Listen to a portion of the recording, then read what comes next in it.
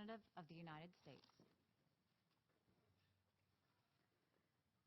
Every month, this Security Council convenes a meeting on the Middle East. We have lots of meetings on specific countries and conflicts in this region. But this debate is our opportunity to talk about the Middle East as a whole. This is our opportunity to look at the threats that go beyond one country's borders, the threats that affect not just every country in the Middle East, but all too often, every single one of us. Regrettably, these monthly meetings routinely turn into Israel bashing sessions. That's the way this Security Council has operated for years.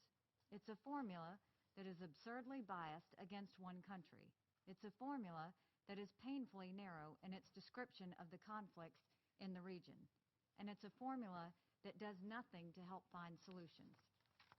The truth is, these Security Council meetings don't do anyone in the region any favors, least of all the Israelis and the Palestinians. These meetings do nothing to bring the parties closer together. They actually work to push the two sides apart. The United States firmly believes that peace is possible between Israel and the Palestinians, and we are actively working toward that goal.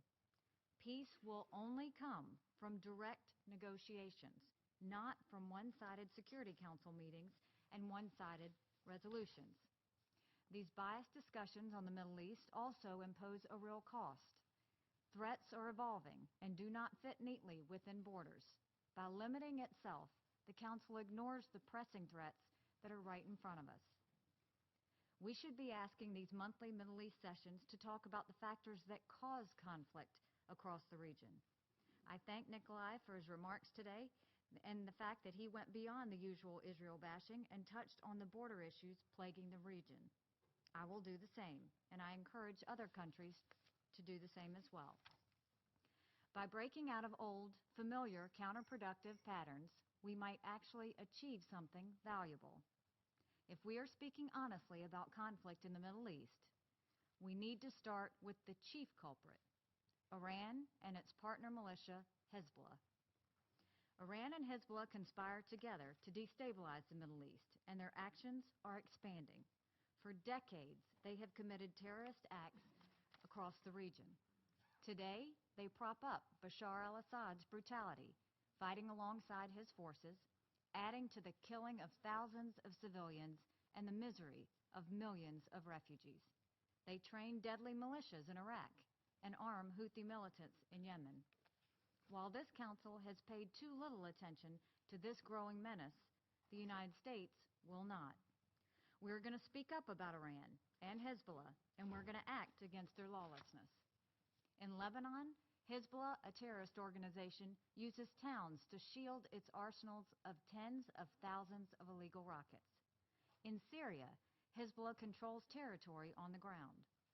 With Iran's instructions, its militias stand side by side with Syrian troops as they slaughter the Syrian people. Sometimes Hezbollah is the one giving orders to Assad's fighters. Hezbollah helped Assad starve and destroy Aleppo. According to press reports, when supporters of the Syrian regime die in battle, they sometimes come back with Hezbollah flags on their coffins. As one activist said recently, Hezbollah designs it and the Syrian regime wears it.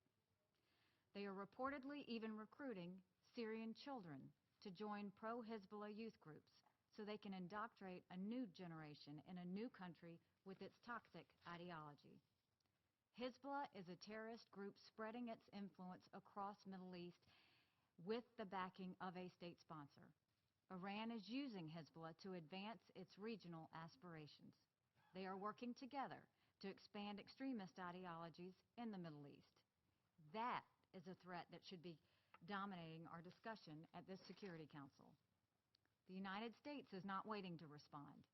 We have imposed targeted sanctions on Iran's Islamic Revolutionary Guard and its Ministry of Intelligence for their support of the Assad regime. We recently designated for sanctions members of Iranian-backed terrorist organizations in Bahrain. Iran remains a designated state sponsor of terror, and we continue to enforce all sanctions related to Iran's support for terrorism and destabilizing activities in the region. The United States will work even harder with our partners and allies to disrupt Iran's support for militant and terrorist groups. All UN member states must live up to their obligations. Iran's ballistic missile tests defy Security Council resolutions and further undermine the stability in the region. We call on all states to fully implement Resolution 2231, which bans the transfer of weapons to and from Iran, as well as the arms embargoes against the Houthis in Resolution 2216 and for Lebanon in Resolution 1701.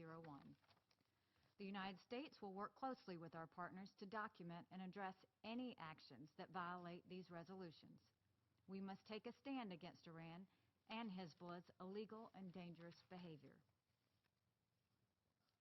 How one chooses to spend one's time is an indication of one's priorities.